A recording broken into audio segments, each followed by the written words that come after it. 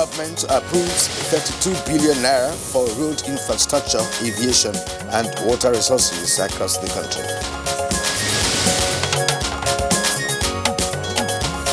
House of Representatives to repeal and reenact the Nigeria Police Act.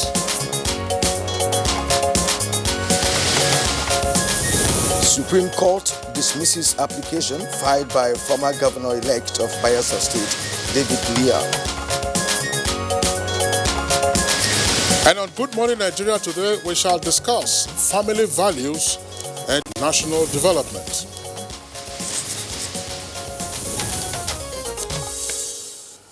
Well, unlike what is obtainable in other climes, the family in Africa is a different setting altogether, with not just a married couple and their offspring, but also parents, relatives, in-laws, and other dependents. Indeed, Kirian, the Nigerian culture, for instance, is peculiar and one that specifically speaks to and holds family values in high regard. Unfortunately, recent occurrences have revealed a sharp decline in family and moral values. Exactly, and the implosion in the number of adults, youths, and adolescents exhibiting antisocial and immoral behavior is one that is causing a drastic change in the quality of relationships in the family circle in Africa. No doubt, Kyria. Now, such problematic issues have already posed a threat to the economy, the polity, and ultimately undermined national development. And this is further heightened by the involvement of youths in various social and criminal activities across the country, with many wondering what families are doing to retrace the steps of their worlds of children. All right, no doubt about it that the moral deficit that we observe is exhibited on all fronts, including among parents who are ordinarily supposed to be the guiding force. Naturally, the result is predictable. And considering that the family serves as a primary agent of socialization, with the task of imbibing in their worlds, norms, and values imperative to the development of any nation, how then can the family as an entity mold its values towards a positive orientation for national development and indeed peaceful coexistence? What should be the place of societal values, and how can this be improved for effective family orientation? This and more we shall discuss on family values and national development. I am Kirian Umayo. Thank you for joining us on the program today. And I'm Kingsley Osadolo. I join my colleague Kirian to also welcome you to the program. We have our complimentary segments, and these are business, newspaper review, and all that. In the meantime, let's join Abdul Malik Adio for the highlights of the morning news. Good morning, Abdul Malik. Good morning, Kingsley, and good morning, Kirian. It's good to have you join us on the morning news. Now, the federal government has approved about 32 billion naira for the enhancement of the nation's critical roads infrastructure, as well as aviation and water resources sector for the growth and development of the economy. The decision was at this week's meeting of the Federal Executive Council, presided over by President Muhammadu Buhari. First is Bale Kudula to Niger Republic border road in Sokoto, 9.576 billion naira. The second one is for Kanya Baba Babura to Niger Republic border, phase 2, which is in Jigawa State, 19 billion 763.567 million. The newly appointed chairman and commissioners of the National Assembly Service Commission have been inaugurated. The inauguration ceremony, which preceded the weekly meeting of the Federal Executive Council, was performed by President Muhammadu Buhari. You will agree with me that we have a very high quality, high caliber of people on this commission, and therefore we expect that the commission will be very effective and efficient. The business starts today, and I believe they will operate optimally in the interest of the National Assembly, in the interest of the country, most importantly. So we're looking forward to a robust National Assembly Service Commission. We are really ready to put in our best with our past experiences to see how we'll move the nation forward. In line with the provision of Part 6, Section 21 of the Niger Delta Commission Establishment Act, President Muhammadu Buhari has approved the composition of a monetary committee for the commission. Special advisor to the President and Media and Publicity, Femi Adesina, in a statement says members of the committee are Minister of Niger Delta Affairs, Senator Godswill Akpabio as chairman, Minister of State, Ministry of Niger Delta Affairs, Senator Omotayo Alasho Adua, and Olushola Adeshola, Permanent Secretary, Ministry of Niger Delta Affairs, and others are Shamsuddin Bello, representing Office of the Accountant General of the Federation, Charles Ikea, representative of the Federal Ministry of Environment, Atonda Kolawole Musliu, representing Ministry of Petroleum Resources, Aisha Umar, representing Federal Ministry of Finance, Budget and National Planning, Mr. M.K. Mohammed, representing Federal Ministry of Works and Housing, Dr. Dorothy Nwodo, representing the Ministry of Humanitarian Affairs, Disaster Management and Social Development, while Alfred Abba, a director in the ministry, is to double as the member and secretary. And the Supreme Court has dismissed the application filed by the All Progressives Congress and former governor-elect and is deputy of Bayelsa State, seeking review of its earlier judgment. The judgment, read by Justice Amina Auge, dismissed the application for lack of merit. It was reported that the court awarded 30 million naira cost against the three applicants. We established the finality of the position of the Supreme Court and judgments of the Supreme Court. It would have been scandalous if the court had acceded to the request to review and change its judgment 2 weeks after it was delivered. Because if we are so, you will find that even judgments that were delivered 10 years ago will be brought back to this court to be changed. The courts start to discourage such application from the younger ones. The Senate Committee on Public Accounts has acknowledged submission by the Nigerian Television Authority, among other agencies, on the alleged extra budgetary spending out of the 2015 budget appropriation. Appearing before the committee, the Director General of the Nigerian Television Authority, Yakubu Ibu Mohammed, said the funds utilized by the agency within the year were the overhead for the conduct of the 2015 general elections. Requested before by NTA for the coverage of the 2015 election, but the sum of 9.148 million is not anywhere near what NTA would have required to cover the 2015 election. Some structural deficiencies of the Nigerian police force, as identified by the Parliament as a result of the current act in use, which dates far back to the era of colonial rule, that is, 1943 to be precise. This informs the decision of the House of Representatives to repeal the act and reenact a bill which it believes will make the force more efficient, accountable, and transparent in line with best global practice. The diverse problem of internal security in Nigeria, police is still using an act that was put together by the colonial masters. A police of 2020 should not be using the act that was largely, the content of the act that was largely the product of 1943. This bill should also consider the basic, the minimum requirement of being employed into the Nigeria Police Force.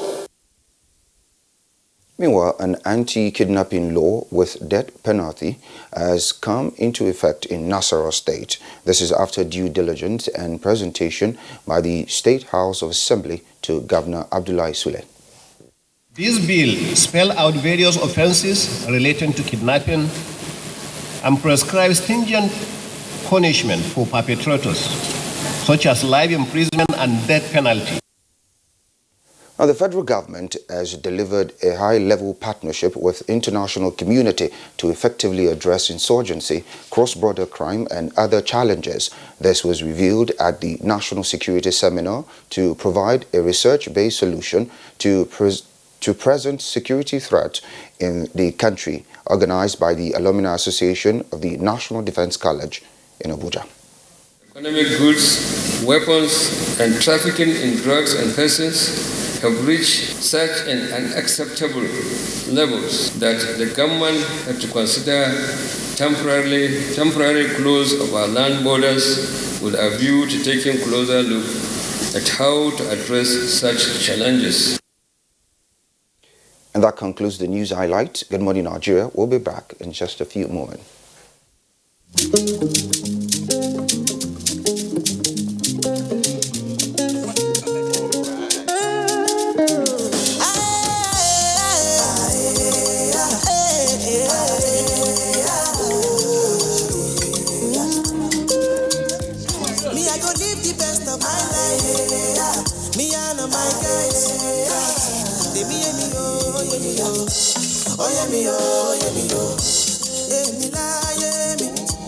I know they done myself, oh.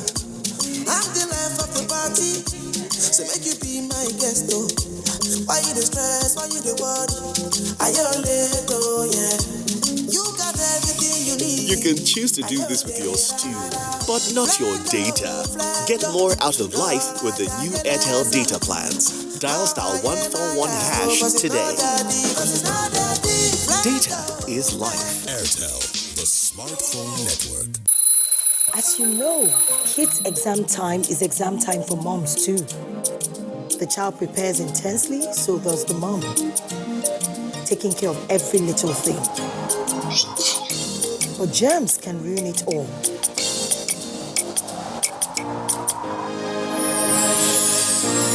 What if he falls ill on his exam day?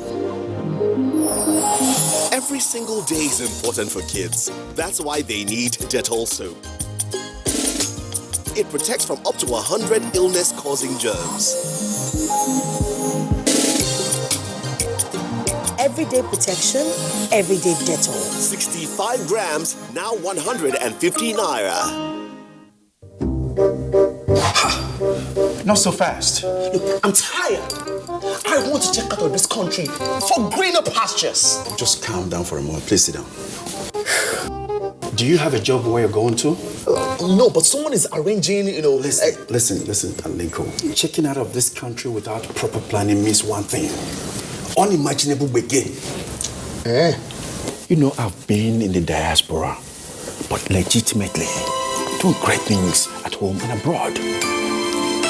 As I've been saying, without the proper footing abroad, the risk is not worth it.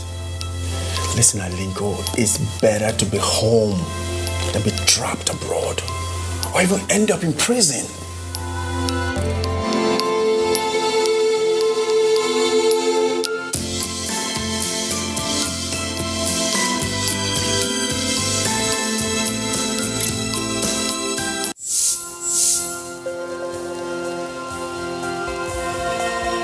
My name's Mr. Muftau Abiodun Balogun. We started this business 4 years ago, and this is the production outlet where we do about 4,000 to 5,000 birds per day. With the closure of the border recently, we've been experiencing massive surge in demand. Our sales per day now is going to be between 15 to 20,000 birds. We needed to expand all avenues because of the multiplier effect it's creating. And the most interesting thing about this closure is that many of my farmers today are farmers we recruited recently, and they are young graduates. What the government is doing will lead us right. And I can tell you, if the government sustains this thing, sky will not even be our limit.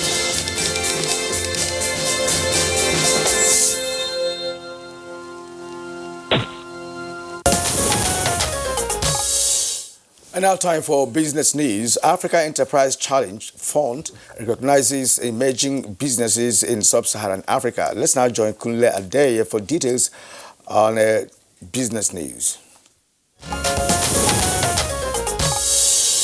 The Africa Enterprise Challenge Fund says it recognizes the transformative potential of emerging businesses across sub-Saharan Africa to innovate, create jobs, and leverage investments and marketers to create resilience and sustainable incomes for Africa's rural and marginalized communities. Higzonaya Nyasulu, the new chairman of the board, says AECF is working with partners to support growth that can create 25,000 new jobs by leveraging $1 billion investment from private sector to help reduce carbon emissions and ultimately improve 25 million lives and build resilient communities across the continent. The appointment of the board was announced in Nairobi, and it brings together visionary and committed leaders from across Africa with diverse expertise to lead the institution into a stronger future to deliver on its mission of ensuring a prosperous and enterprising Africa. AECF is the premier challenge fund supporting early and growth stage business in Africa's agribusiness and renewable energy sectors to reduce poverty, promote resilient communities and create jobs through private sector investment. And next are the details of Wednesday's tradings on the floor of the Nigerian Stock Exchange.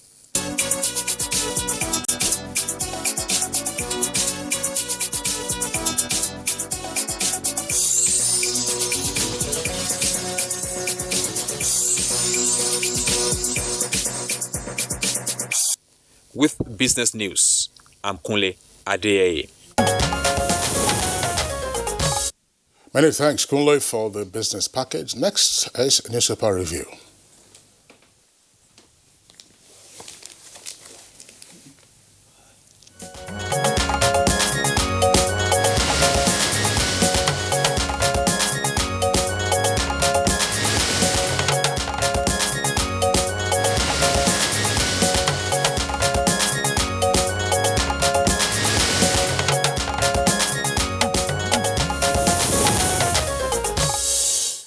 Newspaper reviewer by our TAB is already here in the studio. Very good morning and welcome. Thank you, Kirian. Good morning. Good morning, Kinsley.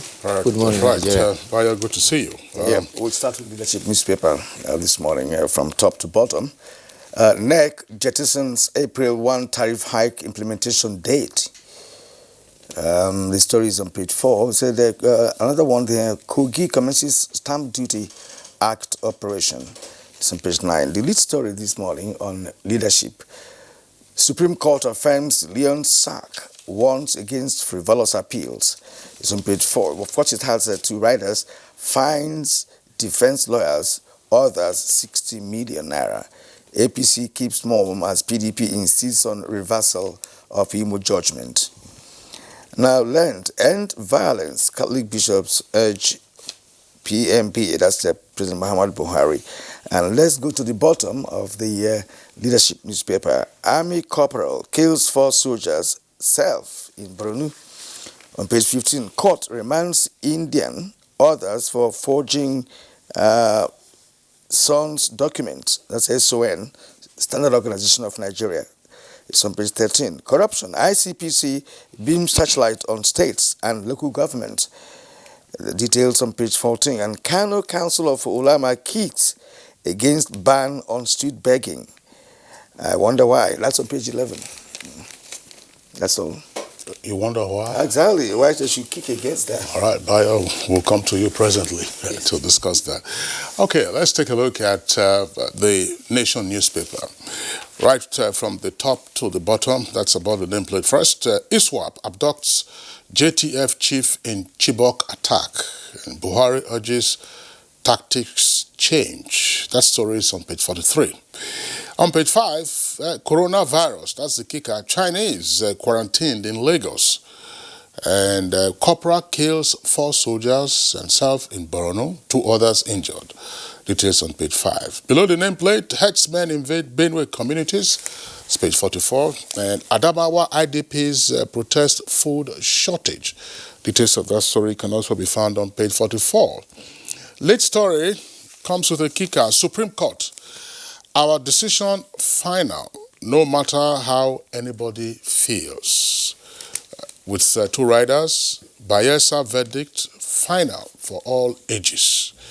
Court slams fine on Afe, that's Afe Babalala, and Olani Kpeku, 2 senior advocates of Nigeria. And there is a quote there on the front page taken from the judgment read by Honorable Justice Auge. It says, "With tears in my eyes, I cannot believe that in my lifetime I will see very senior members of the bar bring applications of this nature to this court, which are aimed at desecrating the sanctity of this court. The story is there on the front page with a jump to page 8. And also details can be found on pages 2 and 3. Discourse tackled minister over power claims. TCN not capable of transmitting 7,000 megawatts. And the photograph there says repentant Boko Haram men back in Borno. It says ex-Boko Haram members who surrendered in the Niger Republic. See them there arriving in Maiduguri. Details on page 41. Secondly story, right at the foot of the front page, says Northern governors set to end Almajiri and street begging. And Council of Ulama kicks death penalty for kidnappers in Nasarawa. And lastly, the strip headline there is Pope to Catholics disconnect from social media and television at length.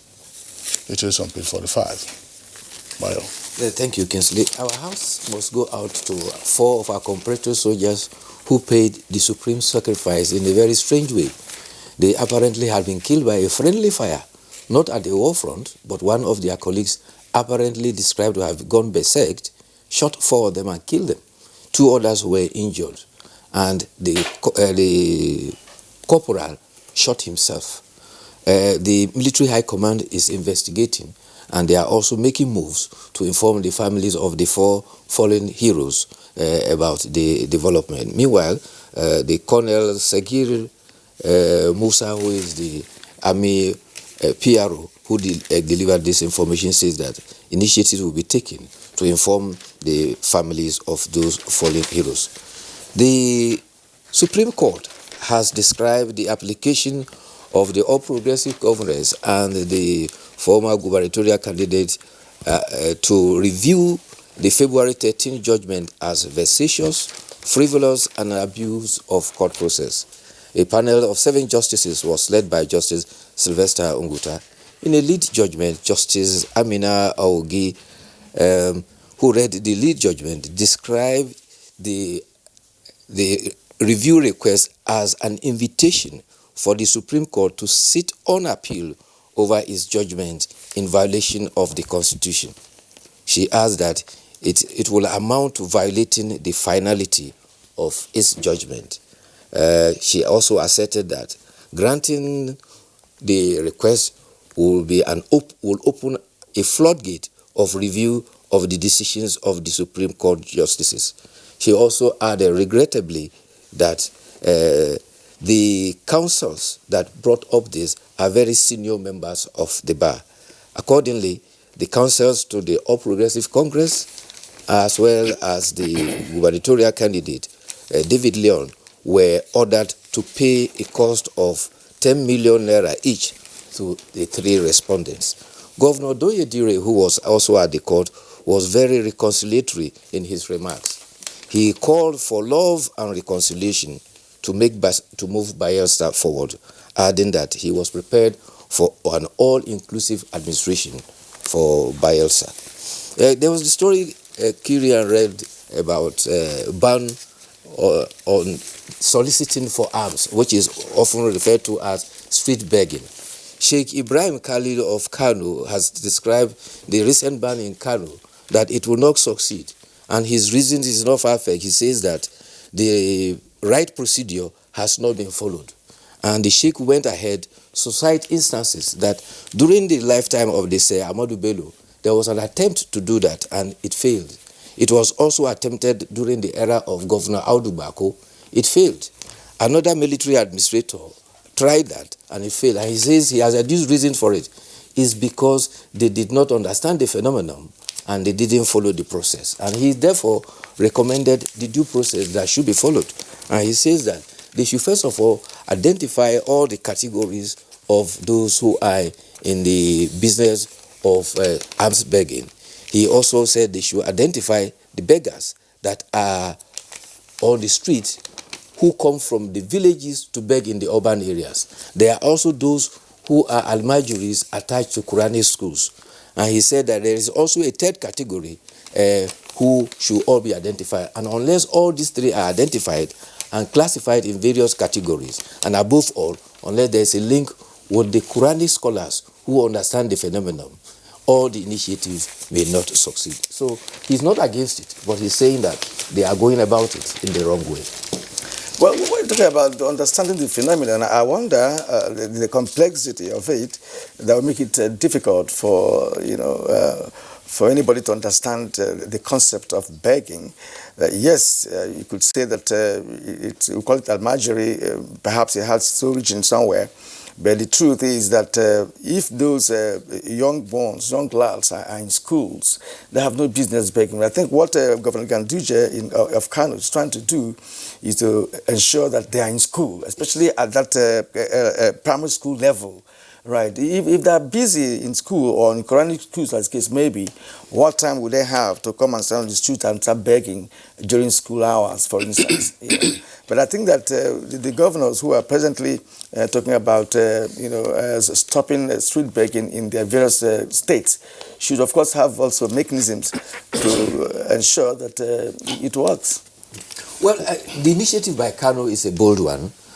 By making it compulsory for children to go to school. And Kaduna State has another one. In fact, they have what they call Edu Marshal. And if any child is found on the street during school hours, that child will be taken up and you find out who the parents did and make sure that he's put in school.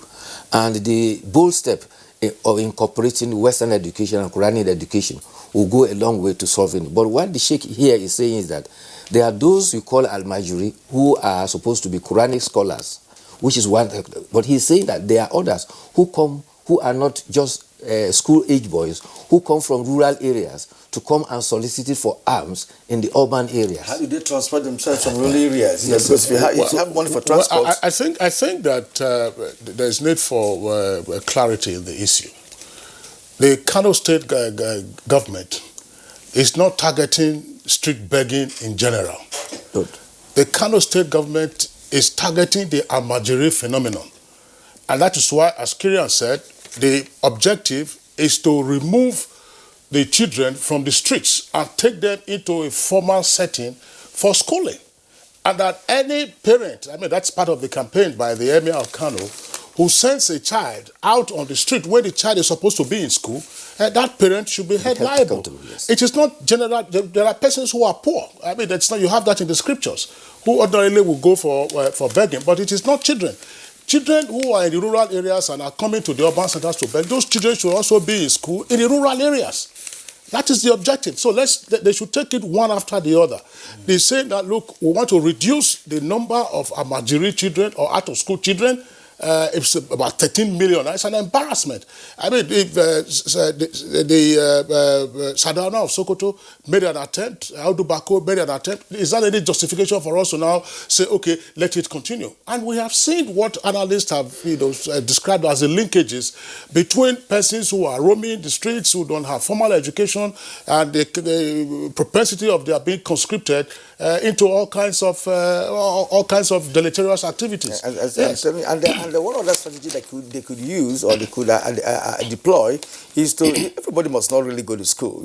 Not everybody has penchant for education, to be honest with you. Then there are trades to learn. To learn, vulcanizing and the other being technicians and all of that. You can lay hands on such things and not necessarily going to school. But you still need some. You need some trade. Yes. You need some training. But lest we get the Sheikh wrong. Yes. He's not saying that he's against stopping it. He's saying that the approach might not succeed, and he has cited instances of failure in the past. And he has also recommended the right approach so that it will succeed. I agree, Bayo. I agree. But one question, we discussed the Almajiri phenomenon on Good Morning Nigeria a couple of years ago. Ask yourself this question. Do you have Almajiri in Dubai? Do you have Almajiri in Qatar? So which procedure did they follow that they don't have Almajiri on their streets? Al-Majiri is a corruption of Al-Muhajirun. Anybody who leaves his area of domain to go and seek knowledge is an Al-Majiri, or as it is called. That's right. But in this country, yes, there are Islamic schools, some in Lagos, Agege, where people travel from all over the country to go there to study. They don't roam on the streets. They are in a specific location where they get Quranic education. And there are also others in some parts of the Middle East where people travel from Nigeria to Egypt to go for education. But it is not a matter that they resort to soliciting for arms. Get something right. So that soliciting of the arms is different from the phenomenon of al-muhajirun. They are two completely. Yes. The latter is a corruption of the whole educational system, traveling to seek knowledge. See how leadership captured the story. Yes. Kano Council of Ulama kicks. So are they kicking against against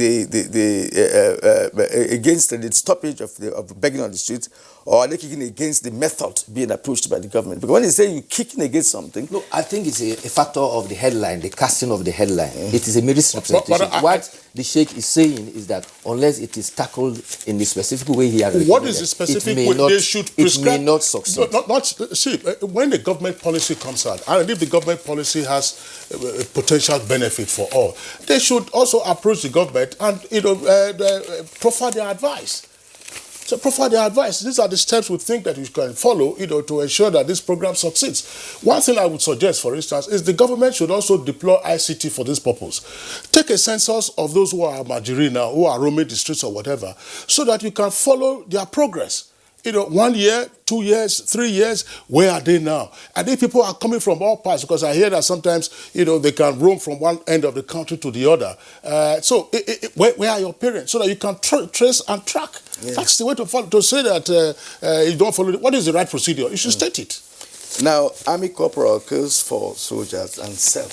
That's what we said earlier. It's a very sad development. Very sad development. Unless they investigate and also take lessons from that.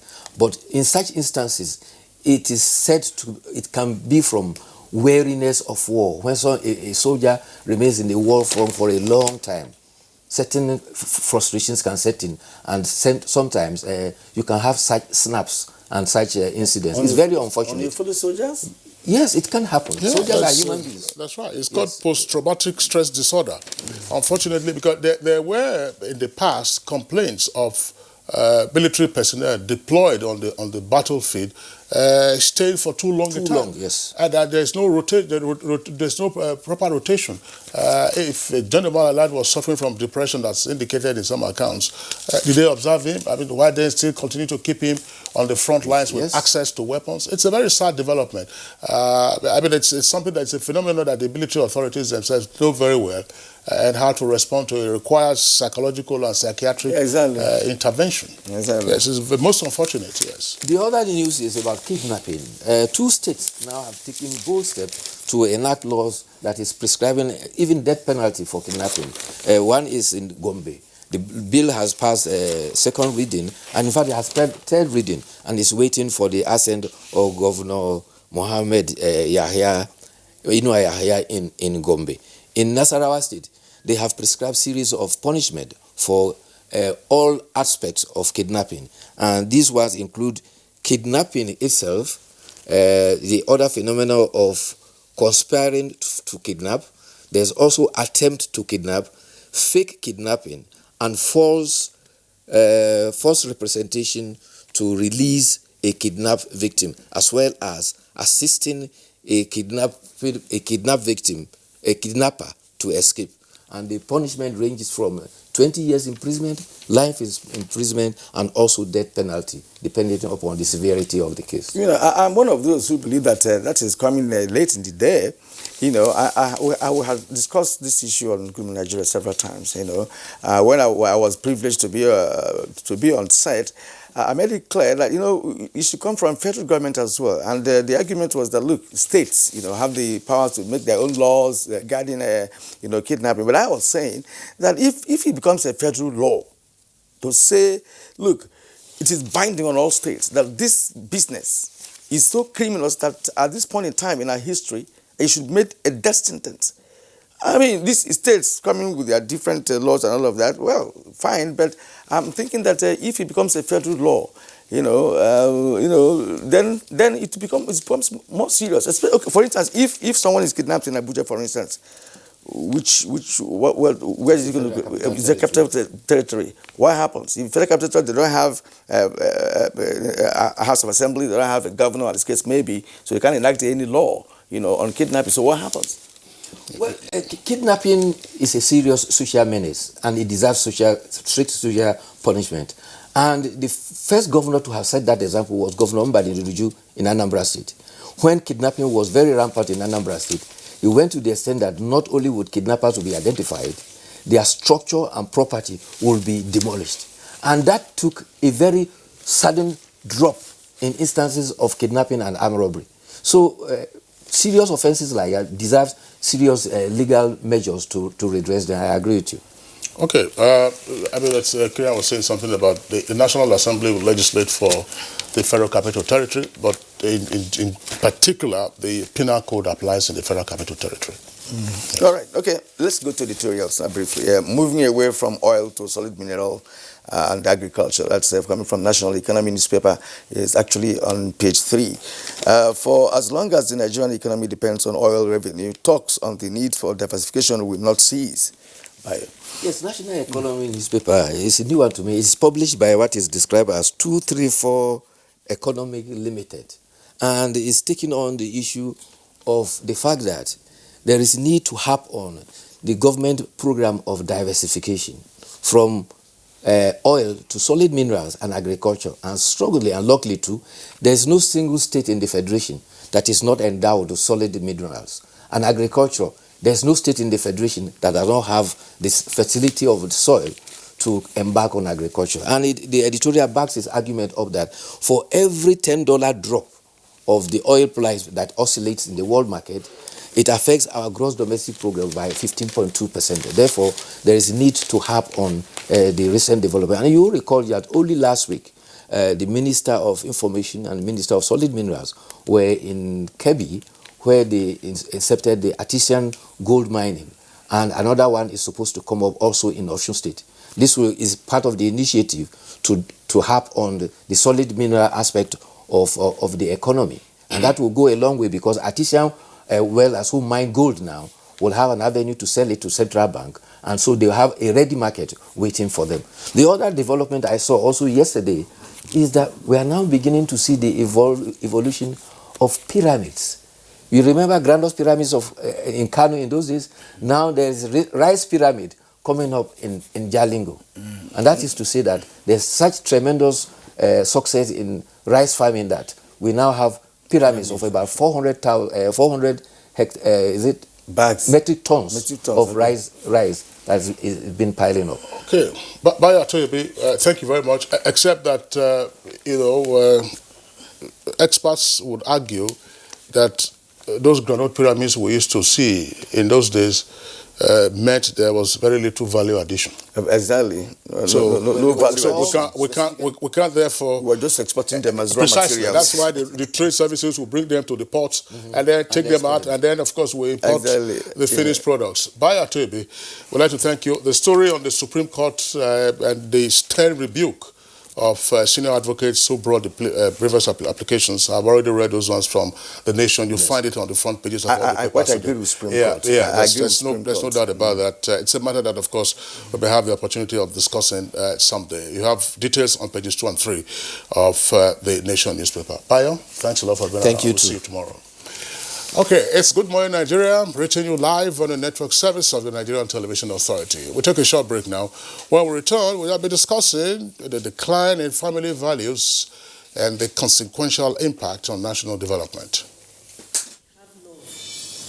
We'll be able to unite, irrespective of tribe, religion, and culture. So we keep preaching on love. That is the only binding force. Let us love ourselves, irrespective of where the person comes from.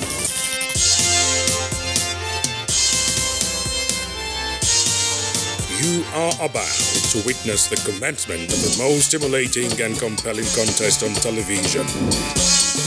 This contest is only for the strong, the intelligent, and the talented. Get ready for the Unity Challenge reality TV show. Coming soon.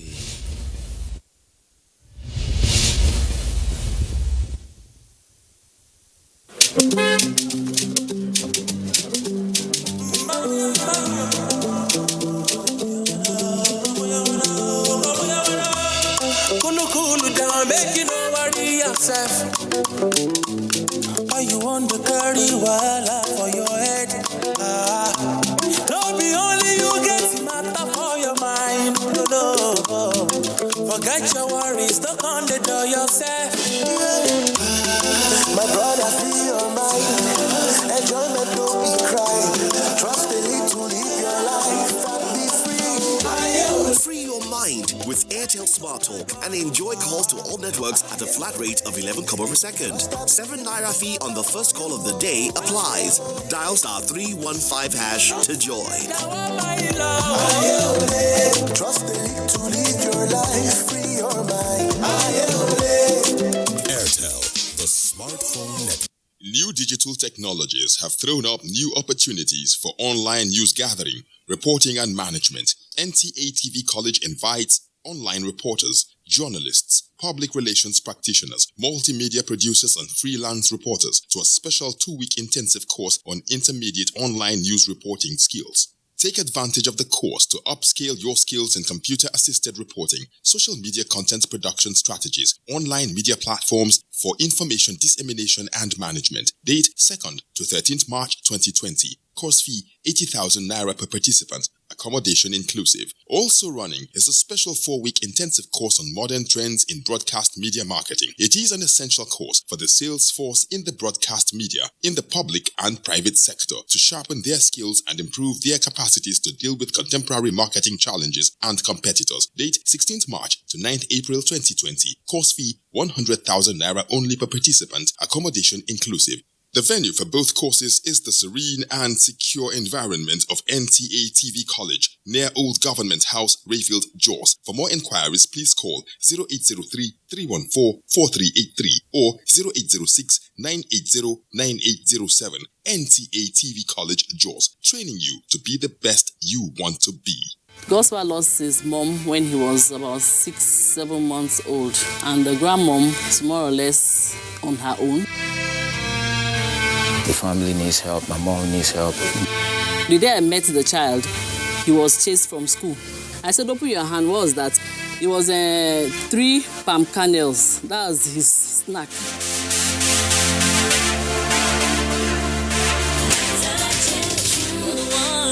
Touching lives.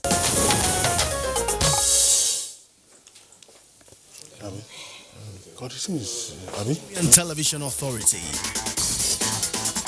For more information and news updates, visit our website at www.nta.ng, or you can follow us on Twitter at NTA News Now, or you can like us on Facebook at NTA Network News. Stay connected on our YouTube channel at www.youtube.com/NTA News Online. Watch our live stream at www.nta.ng/live. NTA. You can't beat the rich.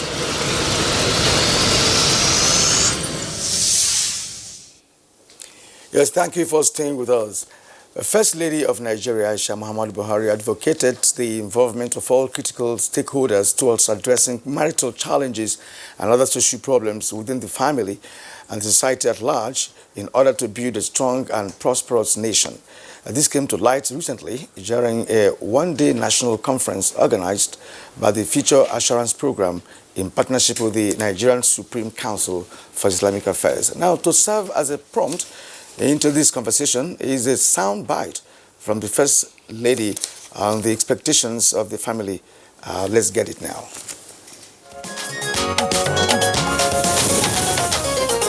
The root of our social problems may lie with the gradual collapse of the institution of marriage. Marriage is the institution responsible for building a family through which the human race is bred. Family is the smallest unit of any society. A broken society is therefore a reflection of broken families within that society.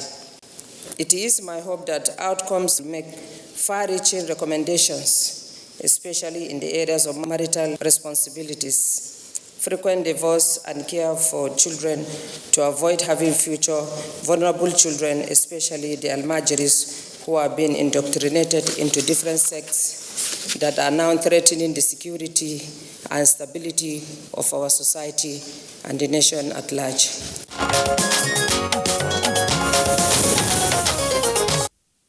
right, that was an excerpt there from the statement by the First Lady, Aisha Muhammadu Buhari, at the one-day conference earlier referenced by my colleague, Kirian Omayo. We have guests with us here in the Abuja studios for this conversation. First, let's welcome Mete Adekobi, who is Director of Special Duties and State Operations at National Orientation Agency. Mrs. Adekobi, pleasure to have you with us on Good Morning Nigeria. Thank you for having me.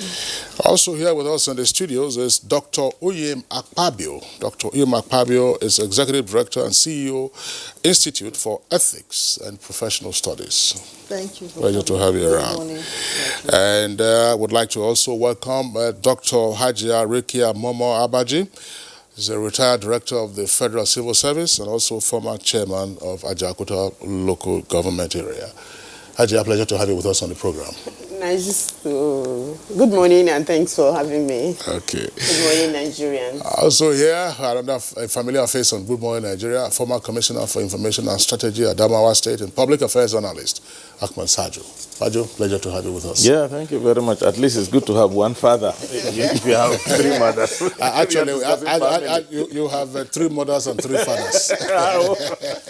So, ladies and gentlemen, you're welcome to the program. I was protesting, to the producer that why those 3 ladies and 1 man on this set. But it's okay because you understand the role of women in a family setting, especially in Africa. And today we are concerned about value system in Africa with respect to the family.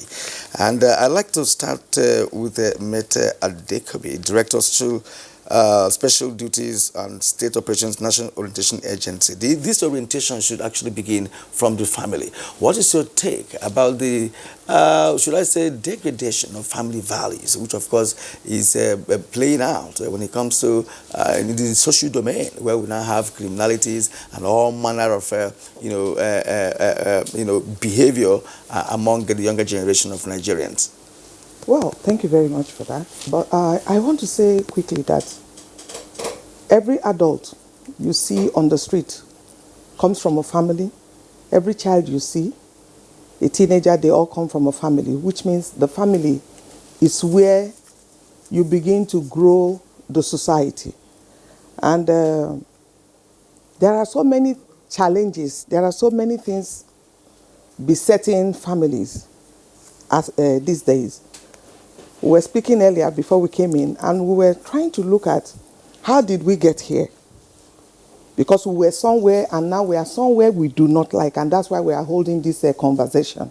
So should we go back to where we were? What were the things we were doing that we thought are the right values that we ought to keep, but we are not keeping anymore? And so those are the issues that are with us today. Parents are busy outside trying to get food on the table. And when they are not there, what happens to the children? Who helps with the children? How much time do these parents, when they are back, give to these children? Because we are told by one of the good books that teach a child the way he or she should go, and when they are grown up, they will not depart from it. But the children appear to be departing from it. So what is the problem? Then it goes back to the parents. We were raised by parents, and if we turned out this well, it means we are not doing what we were taught. And so if we are not doing what we were taught, it means we need to return to that same place if we cannot make more progress. Adults will complain that government should do this, or schools should do this.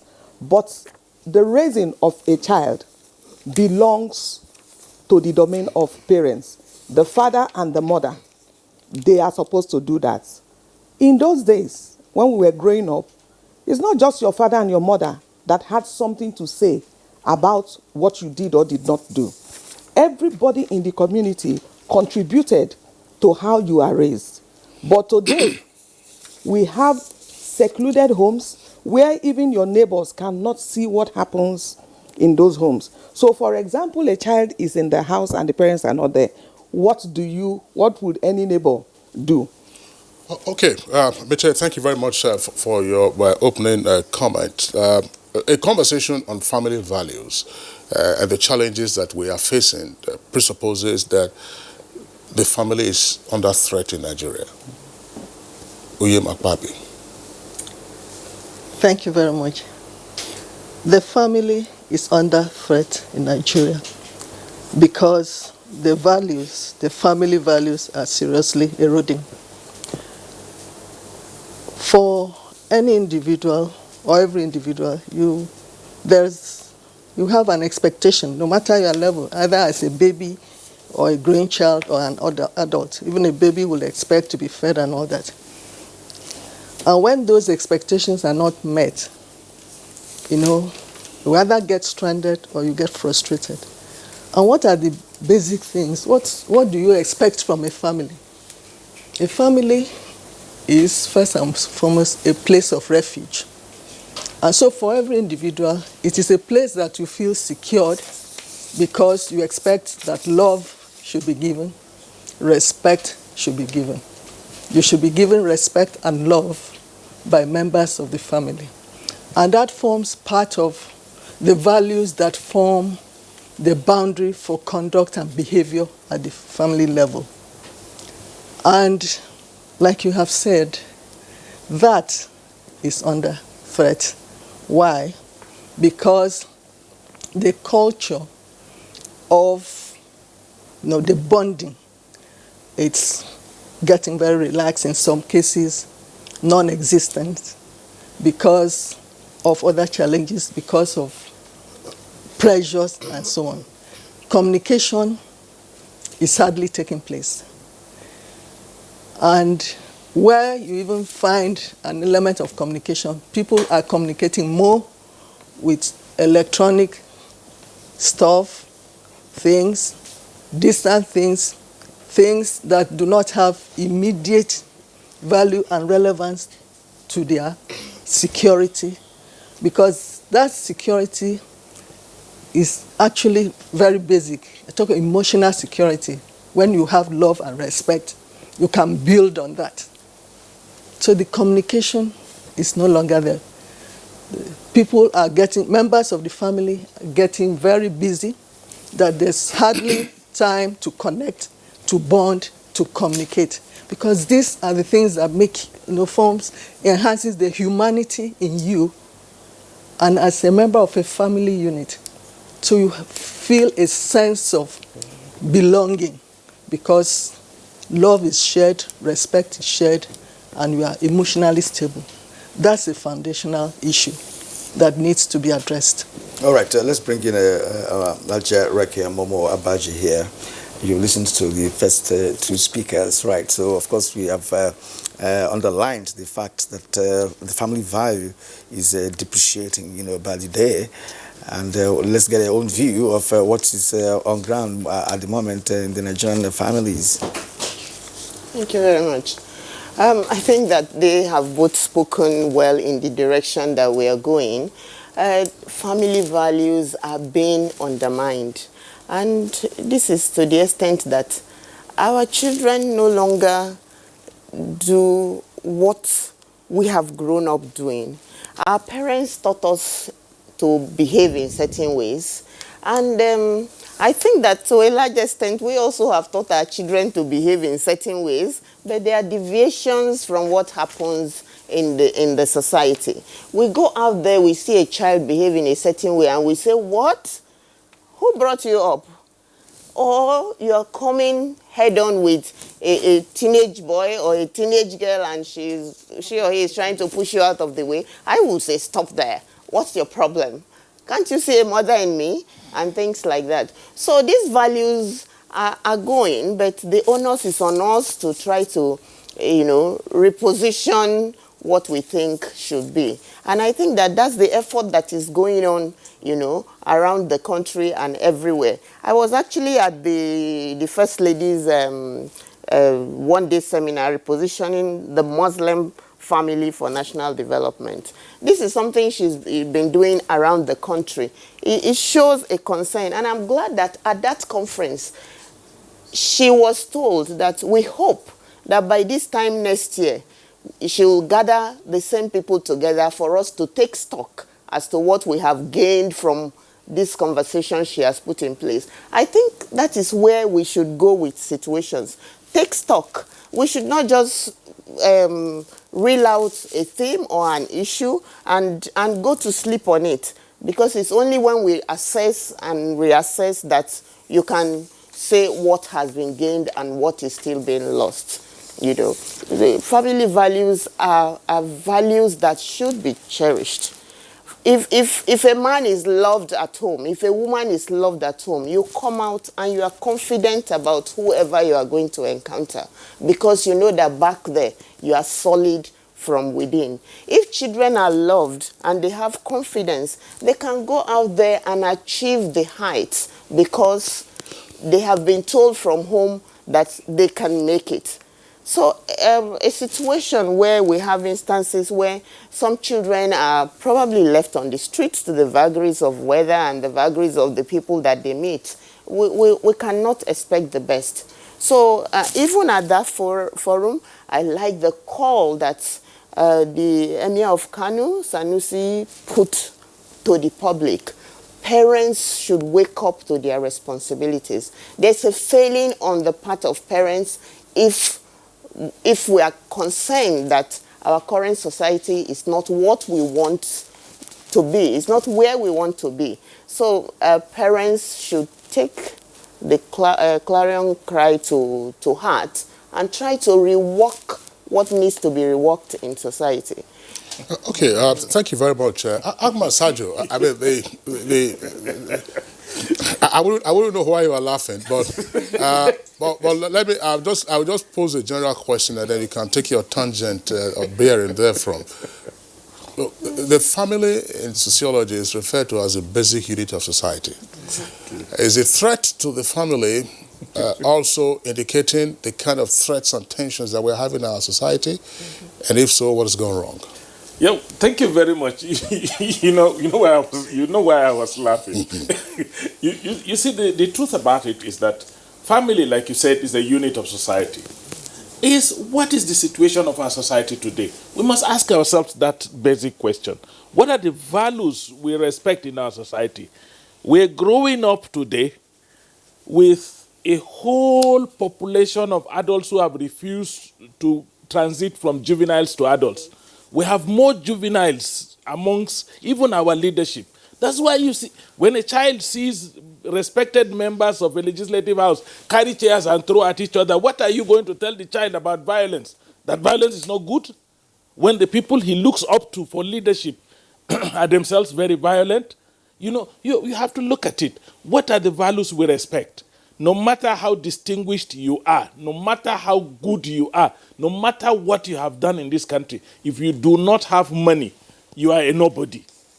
We have placed material acquisition far up over and above every other thing that we respect in our society. That's one. Two, family is supposed to be, like Madam said, a unit of protection. Do we protect ourselves in the family? When children use their parents for cults to make money, are we protecting ourselves? When I'm from the Northeast. My brothers in the Northeast know this, that sometimes the initiation rites of members of Boko Haram is they go and kill their parents first for them to be accepted. What exactly are we breeding? You know, so we've reached a point where, like I say, even in our school system, parents don't want teachers to discipline their children. Right. Teachers themselves sometimes discipline the children out of vengeance and not because the children have done wrong. We have seen even up to university level where a teacher walks into the class and says, well, I graduated with a certain level of degree, so nobody gets an A in my class. Carrying out a vengeance as a policy of training children. Okay, anybody who grows up with that kind of thing, if he grows up and faces the society with vengeance, what is his own fault there? So we need to reconstruct, our relationship across board. And like Madam said, unfortunately, when I was growing up, my brother, Kirian, when you were growing up, you had real friends. Now your children have friends on Facebook. They don't even know them. So we're not even conversing with each other. When we were growing up, there was only one television, and it was in the sitting room. We all sit down and watch the television together, and we bond, we converse, we speak to each other. Today, what is it? Everybody, this one puts an earpiece and is watching his own there. This one is there. So we are so scattered. When we were growing up, I know, they put our food together. We all sit and eat together. Now everybody is on his own. You go to the kitchen and take what you want to take and go away. And so we are disconnecting. And when you disconnect, what do you get? You get a fluid society that we have today.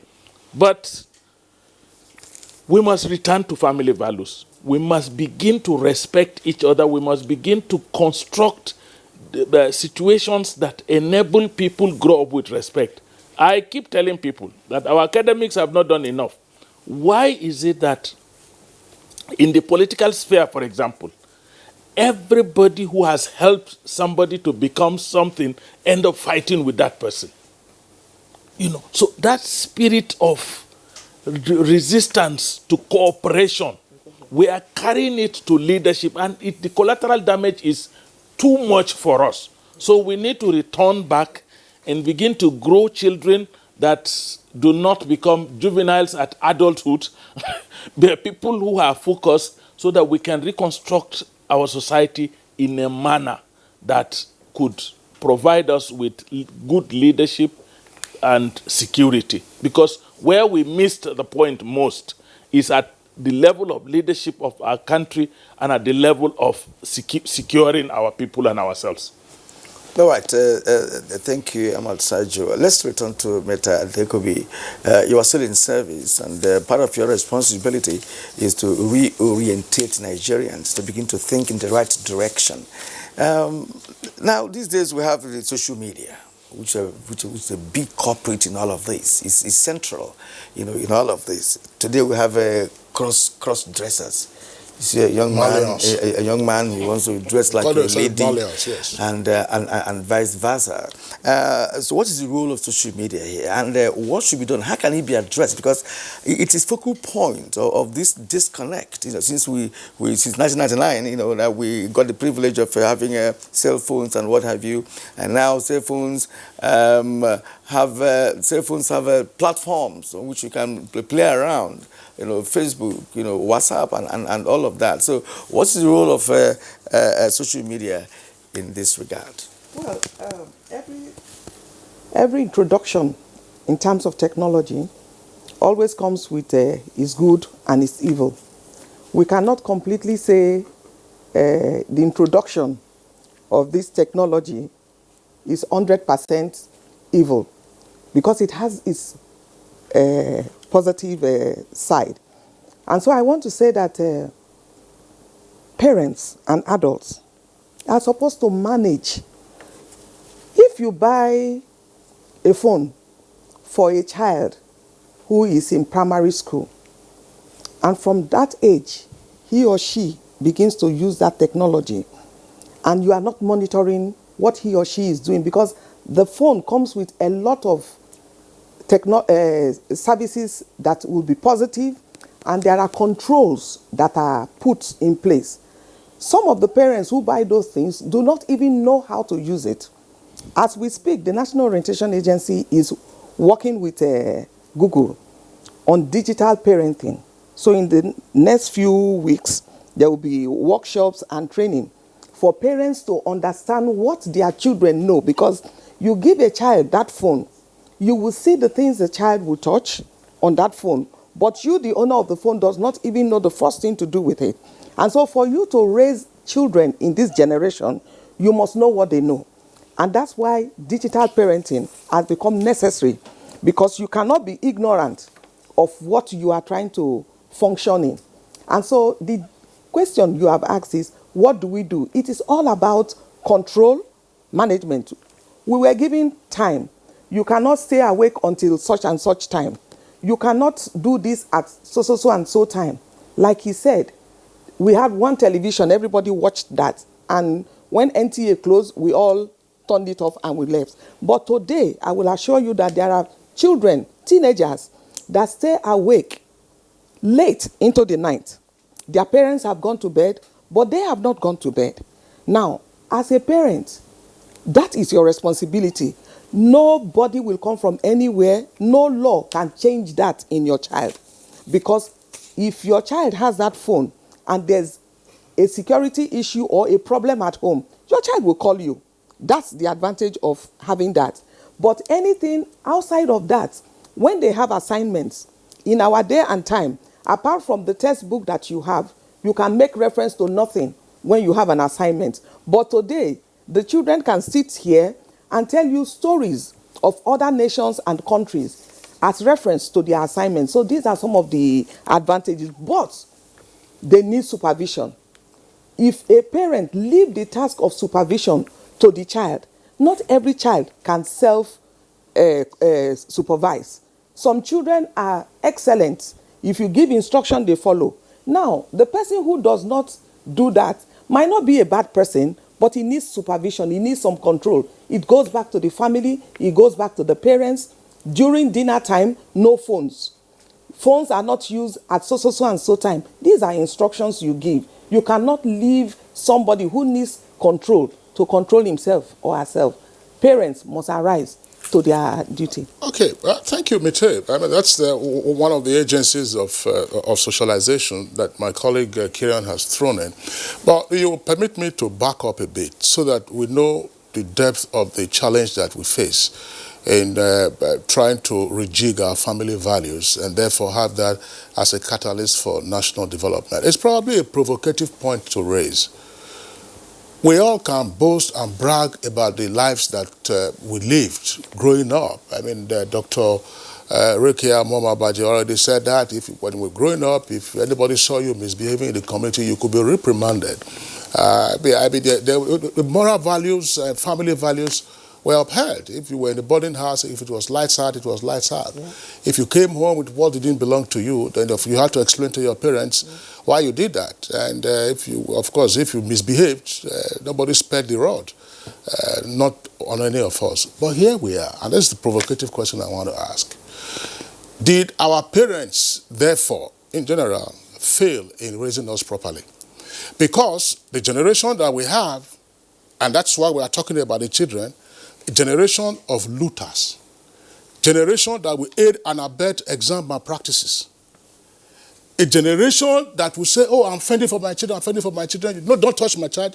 You go to school and be harassing the teachers who are ordinarily supposed to be agents of reformation or transformation of your children. So did our parents therefore fail? I'm not, as I said, it's a provocative question. Most of us are very well raised, and not everybody is participating in all this looting and crime and wanton, destruction of our societal foundation. I'm a Sergio first, and I'll come to William Pabio. I think our parents did not fail in raising us.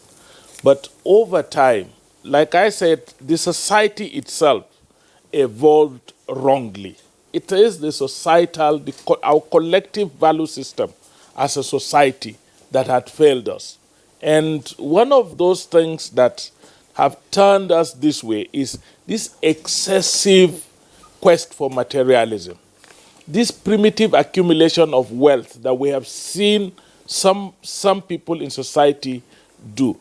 And this overprotection, sometimes parents themselves behave in the manner they behave as a reverse of their own failures, identification of their own failures. A parent does not take good care of his children at home, and then he feels guilty and wants to overprotect by going to the school to say, school should not, I'm protecting my child, you should not harass my child. But like you said, because society has turned upside down, we want to make money, we want achievement, quote and unquote. We want our children to get A grades.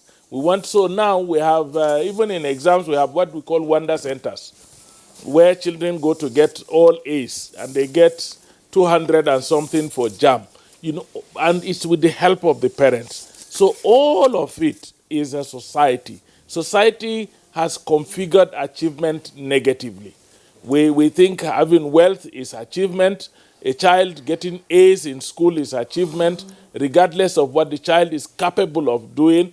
And so to put it further, Now the children have gone. Then there is also the other side of it. Those that have neglected their children to the extent that you see the children roaming the streets, either as almajiris or street hawkers, street beggars or area boys or alayers. Those ones are in a class of their own. They have neglected their children, and so these children have gone to the street, and in the streets they have adopted their own values, street values, and those street values they are imposing it on society, and there's nothing you can do about it, because like Madam told you, there was no guidance, and if somebody is not guided, the person guides himself to whichever direction. Dr.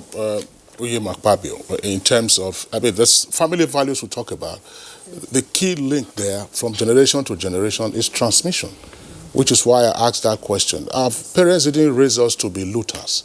Our parents didn't raise us, to aid and abet exam malpractices. Our parents didn't raise us to look the law in the face and say, to hell with you. So why have we, as generational parents, virtually failed in transmitting such values to our offspring?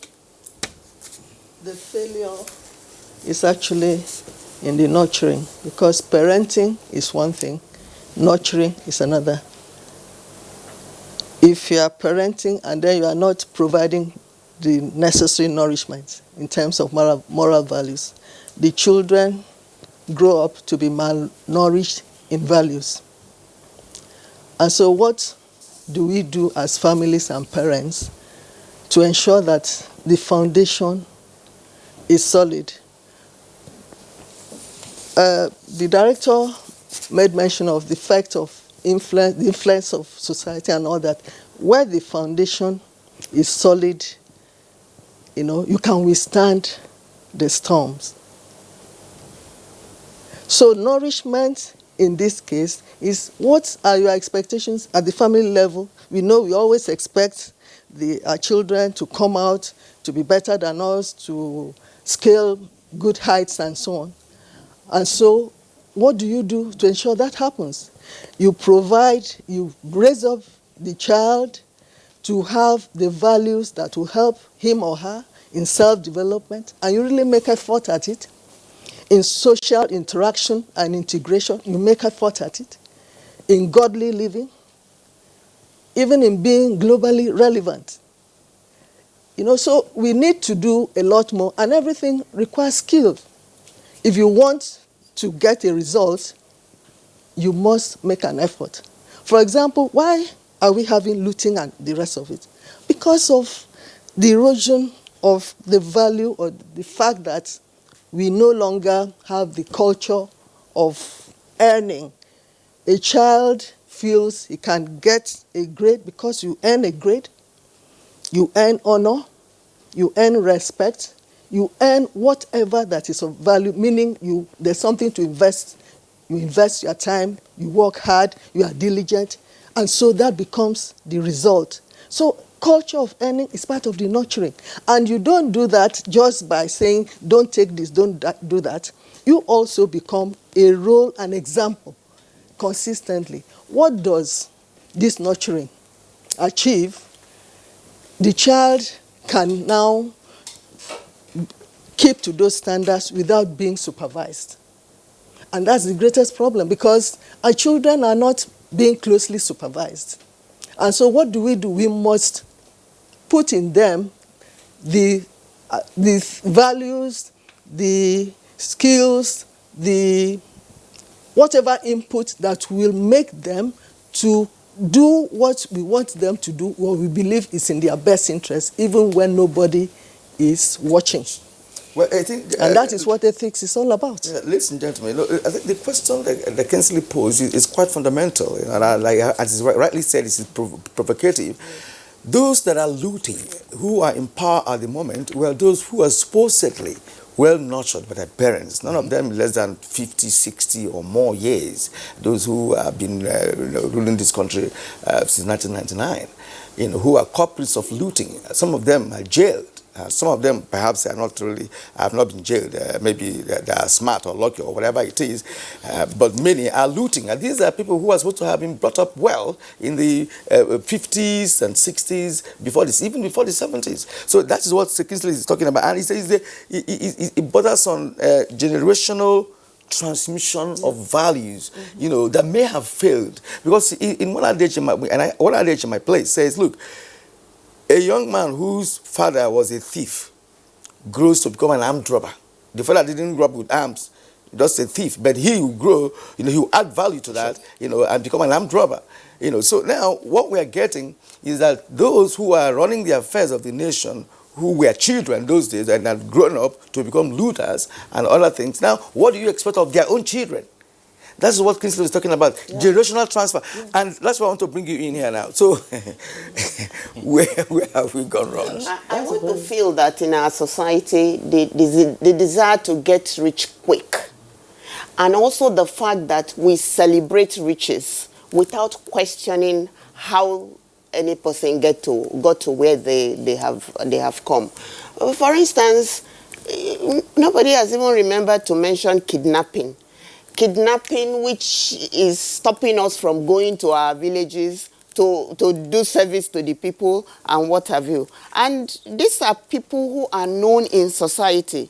If you see a community where kidnapping takes place, chances are that one or two persons know who these bad boys are, and they are protecting them, maybe because they pay those people to protect them, or because they don't, society is not caring because they are not particularly involved.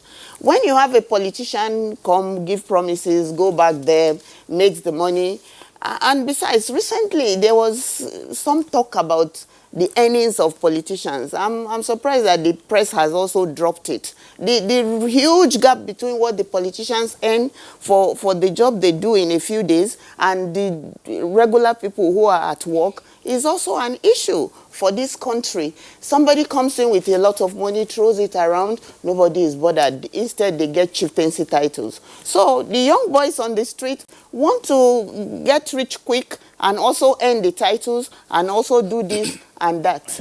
And there are no, there's no upsurge in community to reject these things to the extent that whoever does it is named and shamed.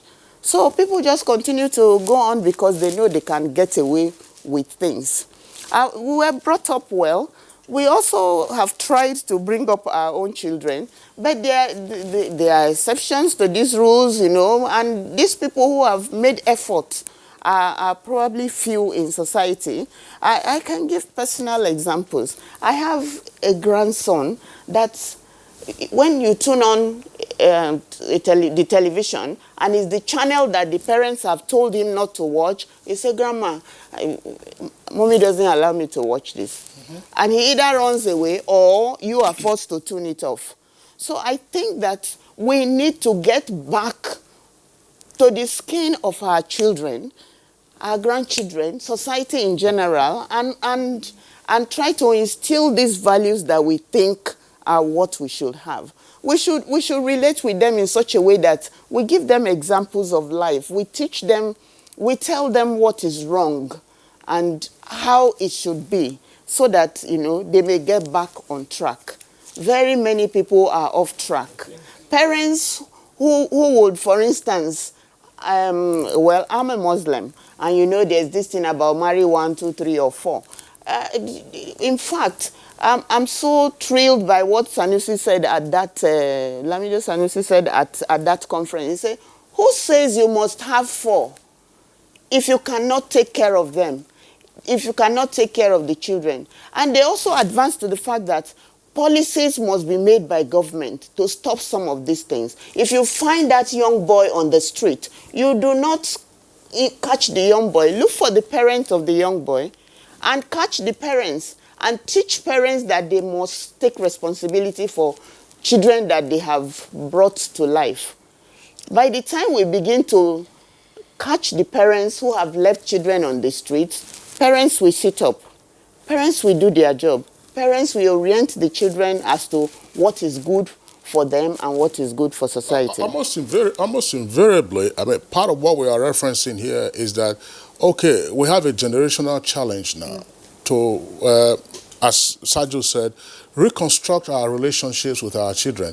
There's no question about it. We are not generalizing. There are many personal examples amongst all of us here of how we have raised our children and how others who are watching us are also raising their children, teaching them to walk in the light so that it will be a much better society. But the aggregate of our national experience is such that we find, behaviors that indicate the huge moral deficit in our society. There's a reason for that. that. Yes. Policies. No, not just policy. Let's not outsource. I want to bring in Mete now, Sergio. Just hang on a second. Okay.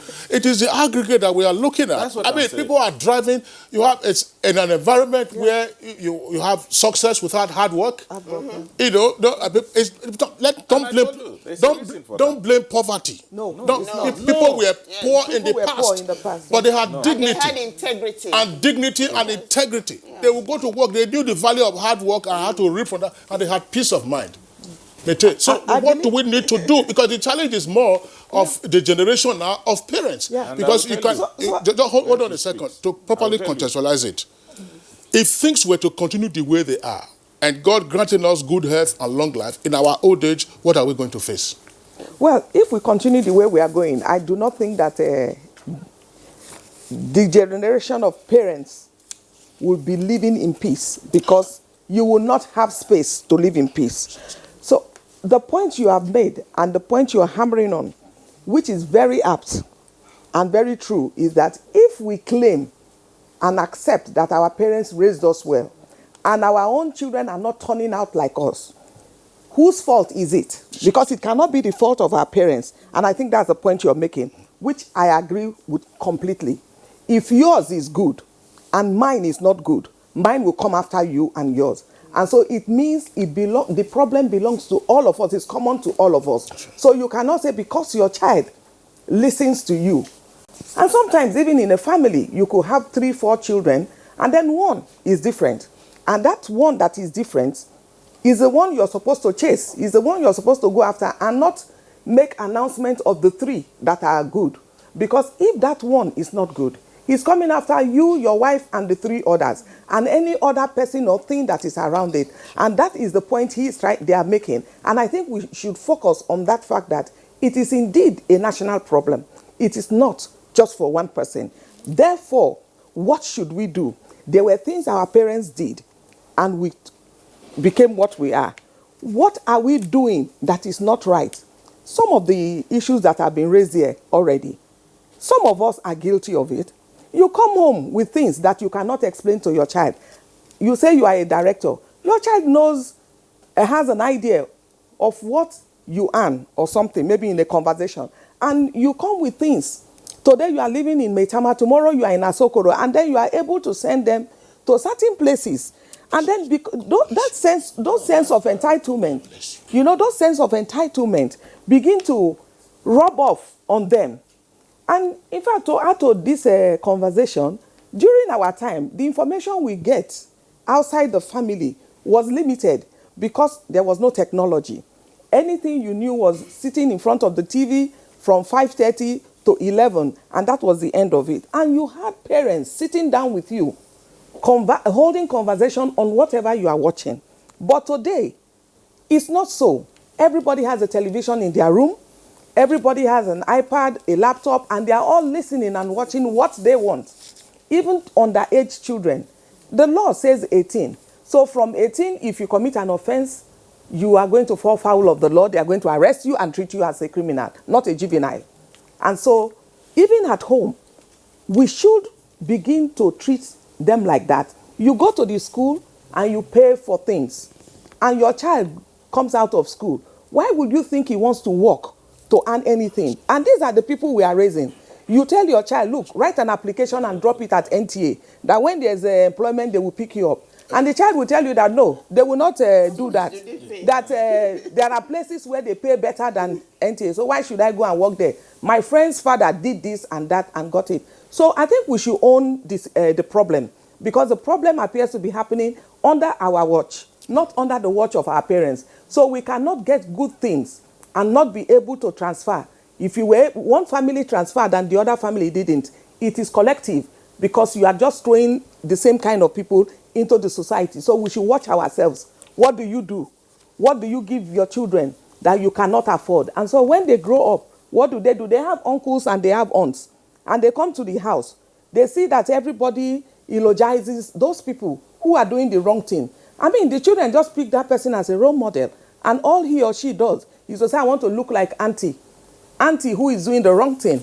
Are we not all family? So if family is not just one person, it means whatever your child learns, your child has learned from you. And so if there's a failure, it is our failure. So we should look at it and deal with it. I think if I put it even more succinctly, the truth is that as a society, first we're living a life of lies. We're not living a life of truth. People who work harder earn less than people who do very little work. That cannot be, you cannot use that to configure a very sane society. People who are high up are the ones that break all the laws and get away with it. You cannot configure a society that is correct in that direction. We have a system in this country that, does not protect rights, does not encourage responsibilities. Rather, we only protect privileges. You are protected if you are privileged. You are not protected if you are not privileged. Who is operating this system? This system is not an abstract. It's the society itself. No, what is society? That's what we are discussing. It's at the level of leadership. Let's put it very. And in every family, we are a leader. You are a leader exactly. in your family. I'm a leader. We have failed to provide leadership at all levels. Yes. Family level, societal level, the school level, community level, and at national level. People, we are configuring a society that is lopsided, a society that is. Look at the hegemonies we are creating now.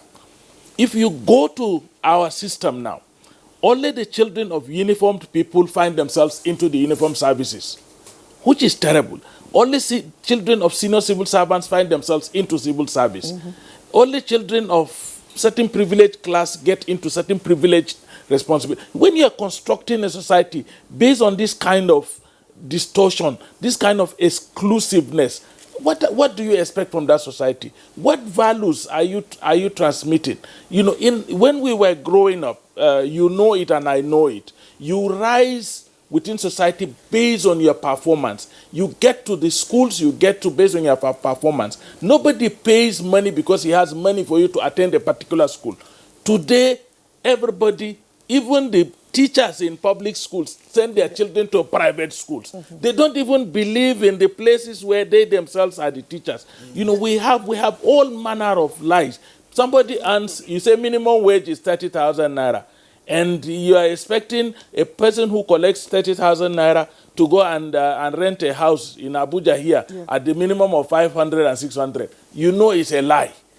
And the guy, the 30,000 naira, for example, cannot take him around the whole month. We all know this. But we are promoting, our policies, our laws, our systems are all configured not to build an egalitarian society. And if you do not build an egalitarian society, you cannot expect that society to be stable. Yeah, thank you. Listen, gentlemen, we're going to take a short break now. But when we come back, we'll continue this conversation. But just two issues. When you say parents, I think there are two categories of parents now. Let me put it that way, because recall the incident in Lagos where a parent, fought on behalf of her daughter, who was wearing artificial eyelashes and wearing a high school uniform, trying to, and it was like a fight. The mother stood up for her, publicly too, right? And again, another story, also from the southwest of Nigeria, where a parent and her son planned and killed the boy's girlfriend for ritual. So this parenting is something else. For now, let's take a short break. When we get back, we'll continue our conversation. We are Burnley leaving them just 2 points above relegation. Will Bournemouth revive their hopes of an EPL stay, or will the downward spiral continue? Find out this weekend as Bournemouth hosts Chelsea at the Vitality Stadium and the Premier League Live, showing on NTA Network. The Premier League Live is brought to you by Coca-Cola and Axis Bank. My name is Balaunti. I'm the Managing Director of Petroleum Product Marketing Company, a subsidiary of NNPC. There are significant price discrepancy between Nigeria and its neighbors across Africa. There's a discrepancy of between 150 to 250 naira. That creates an incentive for arbitrage, whereby smuggling triumphed by taking petroleum product across the neighbors so that it can be sold at higher price. While the smugglers are making the money, Nigeria is paying for it. And that payment is distorting everything that we do in terms of planning, in terms of our ability to fund, and thereby taking money that is meant for development. The introduction of this Operation White will have a reduction of close to 6 million liters on daily basis, which if you take an average of 150, translate to a saving of over 1 billion naira every day. That is the benefit of Operation White, and we have started seeing the great benefit.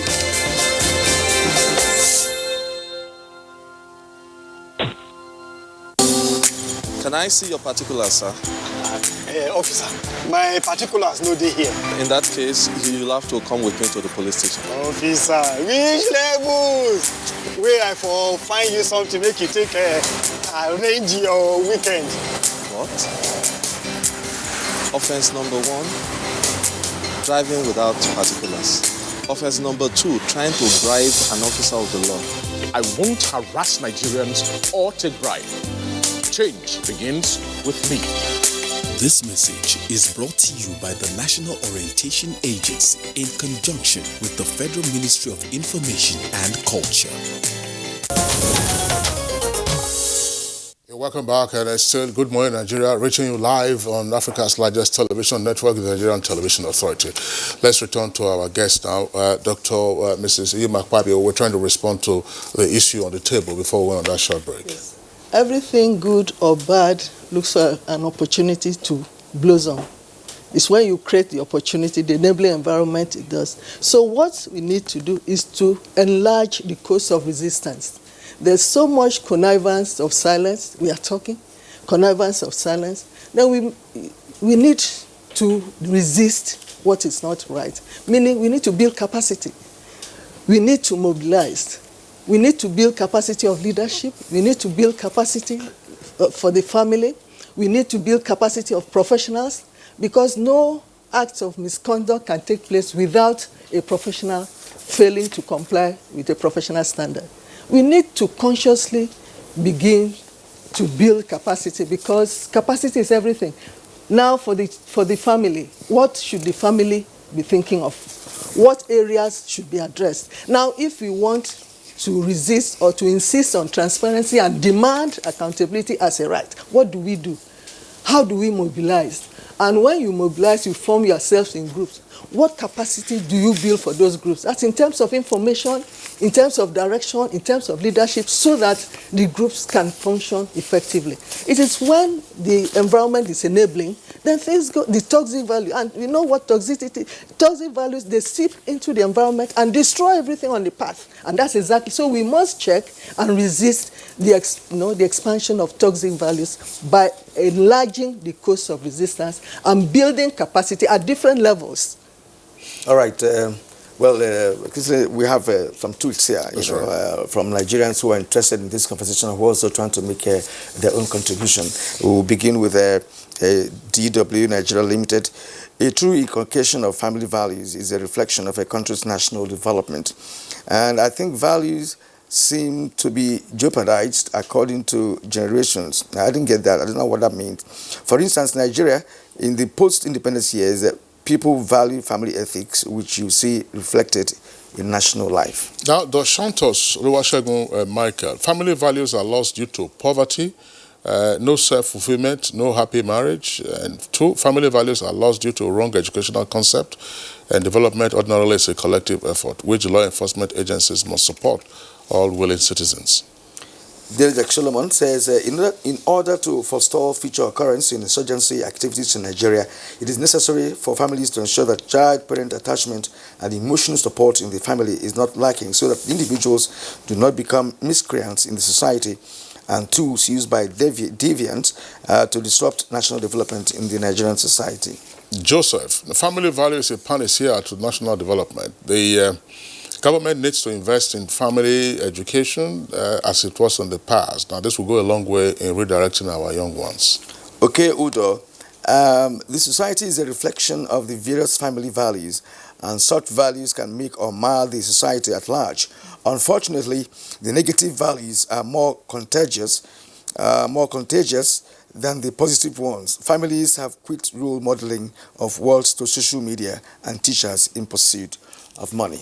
One Google Silvanus. Now, talking about family values with regard to development, we are indeed referring to the foundational ethics, philosophy, and ethos of a people that form their vision and mission, that in turn control their opinions on issues of life that rule their character and behavior. Mike Ayakwo, you can't talk about national development without mentioning the importance of family values. Two of them run pari passu.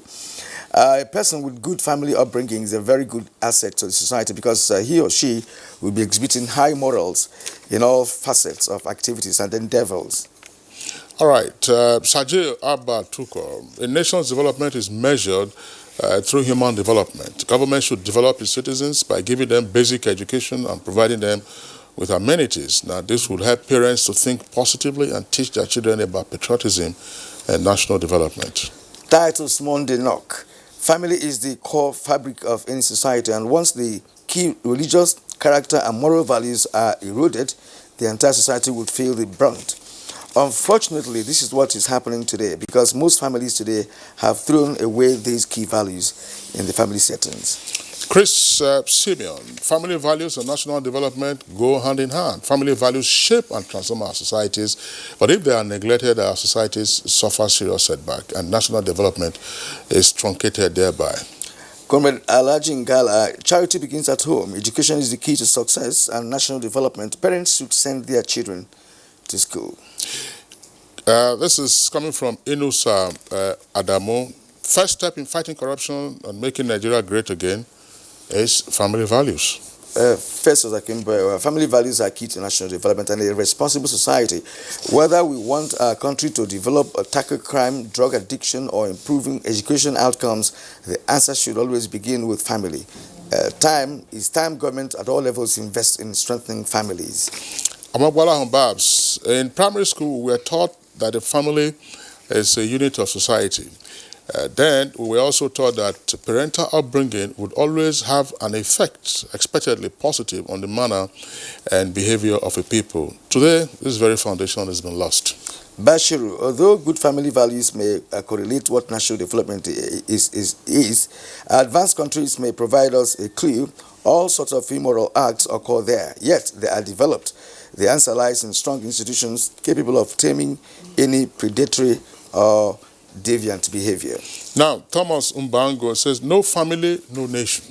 The family is the smallest unit in the nation. Whatever traits we have found in our national life are transmitted from the family. To get things right towards national development, the reorientation should start at the family level. Festus Akimbo, there's no doubt that the breakdown of family values such as respect for elders, discipline, responsibility, hard work, and reward for hard work is having a terrible impact on our national development. Time to strengthen families. Oladimeji Morufu, now we need to add value to our family setup in order for us to facilitate nation building. Okay, so those are the tweets that we have. Of course, in the course of this conversation, Kyrian and ladies and gentlemen, you referred in passing to the agencies of socialization. The family, of course, is basic, school, places of worship, that is to say churches, mosques, or otherwise, and then the strong institutions that one of the tweets earlier referred to. But our principal focus, of course, today is on the family as the basic unit of society and what we need to start doing from that point of origin before the other agencies come. We cannot outsource. That's the point you have all articulated. Outsource parenting to the school. Let my teacher handle, let the teacher handle this one, or let the government handle that. Sometimes, we're talking about the developed countries and say that there are some societies, for example, that are also very violent abroad. And the message is that if you don't take care of your child, then that child is likely to end up on the street and they're going to be gunned down. And the next thing is a deep six. But here we are. I want to bring in Dr. Rekia Momo Abaji one more time.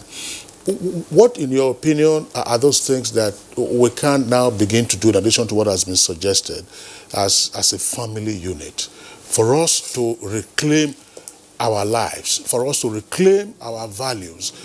as somebody said sometime, I mean, I know it probably sounds impossible. The fear that people have, that they say, what is going to happen tomorrow? There's no safety net. If I don't accumulate this one now, what will happen? You accumulate it, you die in the first generation. Within that generation, the entire thing is blown away. What do we need to do to say, look, life one step at a time, and we all live in a much happier environment, rather than everybody now barricading him or herself in a prison? Yeah, thank you very much. I think that the family unit feeds into the community, community feeds into the society, and then the larger society. I think we need to recapture our space. I think we need to consciously invest in our families, in the quality time we spend with our children, we spend with our spouses, so that the telephones are regulated and people have space when they use those things. So we have to go back to bonding and rebonding with our families. But one thing I have come to see from the way we are discussing, this issue, this theme is actually out of our hands, so to say. So it must have to be all hands on deck. We have traditional rulers who man places. They should take it as a duty to see that they clean up their own environments. We have government at various levels, state, local, and the federal. They have to come in. We have to punish people who commit offense of any type, so that it becomes a deterrent to other people. So, and that takes me to mentioning the fact that we must have policies of government that dissuade people from behaving in certain ways. Just as we need to revive policies in the home that we keep our children on track. Okay, right. Let's bring back Mate Adekobi, who is of the National Orientation Agency. What should be the role of institutions of socialization, as you raised earlier, churches, mosques, schools, and what have you? Because invariably they have a role to play in nurturing a child, and we need to know. In fact, these days, Kingsley, we have very, very not pleasant stories when it comes to people who establish their own places of worship, for instance. Pastors, for instance, stories we hear about what they do in churches and all of that is also part of the problem that we have. I don't want to go into details of that, but I'm just citing it because, of course, we know that there are fake ones around, operating around, who also have very attractive church buildings, where people go to, families go to, and what have you. And one wonders what kind of orientation, what kind of teaching are they getting from that? If the teaching does not reflect the real family values we're talking about, then it is nonsensical. Now, what should be the role of these institutions?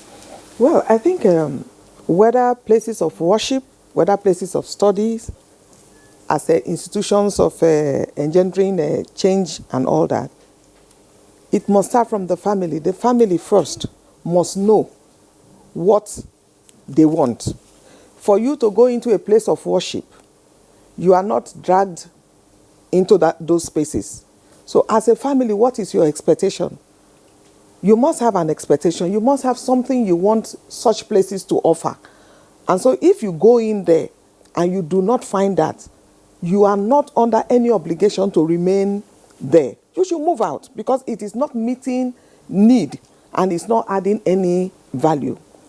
If you are a gullible person and you go into a place where they tell you if you bring 100,000, when they pray you will get this, you will do that. So it's your gullibility that has gotten you there. It's not what the person said, because the book you are reading did not say so. If it is in your Quran or it is in your Bible that God said if such a thing happened it will work, then it means you are following a book. Because we all have something we are following, just like the Constitution. Whatever the laws say is your right, your duties and obligation is in the Constitution. And so if somebody drags you out of it, you begin to quote the Constitution. It's the same thing with going to school. You take your child to a school and you find out that your expectation for your children are not met in that school, whether public or private. you have a right to remove. Now, your sensitivity is expected to be at play here, because if you are not paying attention, you will not even know if your child is learning new tricks from school. You will not even know if the child is learning new tricks from the church or from the mosque when he goes for his Islamic studies. You don't even know what is happening, whether the parents like it or not. Bottom line, that parents must keep their eyes on their wards, on their children, so that if nothing, your child comes back from school and is carrying something, because you do not check your child's bag. We were checked, and I checked mine, because you open your child's bag and you see something that is not yours, is or has, and you ask, you say, who gave you this? You are not doing that, and you're saying, oh, in that school, they allow children to steal. Who allows who to steal? Because you didn't teach your child. So I think in all these institutions of change we are talking about, it still boils down to who the parents are. Your gullibility is also at play. You cannot read a book and the book tells you one thing and somebody is practicing another and you are following. What are you following for, except that you yourself has some mischievous intention? And like we have already said, we must hold ourselves responsible for where we are right now. And whatever it takes to correct it. If you know what your father told you and it was right and got you to this place, why is your child not doing that? So return to those things and do it, because you must be doing something wrong. You can't be coming home with things that your child, if your child asks you, Daddy, what happened? You can't even say, oh, I went on tour for 10 days and so they paid us monies, so that's why I have done this shopping and all that. Every day you come with a new thing, you come with a strange thing, and you think your child won't do that. If we are role models, our children will model themselves after us. So if you are modeling wrongly, your child is emulating. If you are modeling rightly, the child is following, because they follow what they see, not even what you say. Okay. There's a standard process of getting results. Now, if you discover that you are facing stiff competition or opposition, then you need to reflect and re-strategize. What do we do? Now, in the case of our parents, they did not face the challenge of us, the children, having to compete with a lot of electronic issues and things like that. Now, if this is what is going on here and information reaches people with speed, and where there are no good foundations, they are just, into the current and so on. So what do we do? It means you need to strategize. What do you need to do? At the family level, family must be strategic in whatever education they want to give children at that level. The capacities, which means parents must begin to reflect and also take advantage of opportunities to build their capacity, because there are skills to help the child of today that is so advanced and that have easy access to a lot of information. You have to counter it with a lot of, so you must be strategic in dealing with it. A part of that strategy, that part of the strategic thing is what I want to ask Ahmed Sajo. We've all spoken about this. I think that we haven't created the impression that technology has deepened our adversity in the moral deficit that we are having. Technology is also an aid. Technology has always been around. It's just the upgrade of it that we are having to cope with, and what the challenges are. I mean, this is just a recent phenomenon, but for decades we know that we've been in the morass with regard to what we are doing. When we go abroad, you also see people who are using technology, but they are law-abiding. There are things that will tell you that I'm not going to do this because it is not right. Yeah. But here, somebody will say, what do you mean? Do you know who I am? Do you know who my parents are? No. Precisely. So, in terms of the strategic approach, Ahmed Sajo, one of the agencies of socialization and therefore social transformation is the media. Can we, in terms of aiding the family now as a unit to help reform values, think up ways of deploying the media much more effectively? In this case, I use the media in a generic sense. Well beyond what you are watching now on television, you're having a jingle, do this, don't do that, radio, do this, don't do that, XYZ. When you listen to the kind of music that these children are listening to, what is the message therein? when you watch the kind of movies that are celebrating ritual murder, ritual kidnapping, and all kinds of things, what are we seeing in those things? You know, songs, dance, theater. Have we started switching to those other forms of general media to enable us to ramp up our moral values and therefore have a more livable society? Yeah, I think you are absolutely right. Let me tell you that there's an African saying, you cannot swim in a river without drinking the water. It's totally impossible. The family is a unit of society. And it is that society, and the media reflects to a large extent the society, or at least they determine what they believe society wants them to give out. You know, some of this medium you're talking about, these are money-making medium. If they determine that certain things are the ones that will bring the money, these are the things that they do. You know, we've been told quite a number of times when we're growing up, when we're in schools, you know, studying media, we're told that bad news is good news. We are told that films, for example, and plays are sold more if the more you have violence in them, the better they are in the market. The more you have sex in them, the better they are in the market. We were told it's a market forces that are driving these things. But the key thing in our society, beyond what the media is doing, beyond what technology is doing, the key thing is that we must reconfigure our society. There is too much gap between people who have and people who don't have. There is too much gap between those of us that are the members of the elite ruling class and those that are not members of the ruling class. There is too much gap, for example, at leadership level between men and women. We're configuring a society that is more exclusive rather than inclusive. And we need to re-stabilize our society, because all the anxieties that people feel that lead them to do certain things is because not just they feel excluded, but they feel that they are discriminated and disenfranchised within a system that is supposed to protect their rights.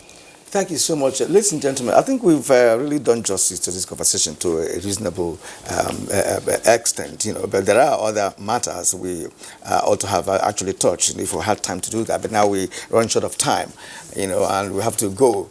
But before that, we have to appreciate all of you for, you know, being part of our show this morning. We've been interested in hosting you. Mete Adekobi, Director of Special Duties and State Operations, National Orientation Agency. We thank you so much. We're hoping for a return of what we used to have about war against indiscipline those days that was so effective. And if that can happen now, you know, to address the issues we have been raising this morning. And they are still there. Okay, Uyim Akpabio, Executive Director, CEO, Initiatives for Ethics and Professional Studies. Thank you for being here this morning. All right, and we also have Dr. Rakia Momo Abaji. Dr. Rakia is a retired director of the Civil Service, former chairman, Ajokuta local government area of Kogi State, and of course, executive director, Kogi State Agency for adult and non-formal education. Well, that's a lot, you know, we had it in the past. Yeah, you have a lot of experience. Thank you for coming this morning. Thank you so much. It's my pleasure. And of course, the only man among the ladies, you know. Amal Sergio, Public Affairs Analyst and former Commissioner for Information and Strategy, Adamawa State. Thank you for coming. Next is sports.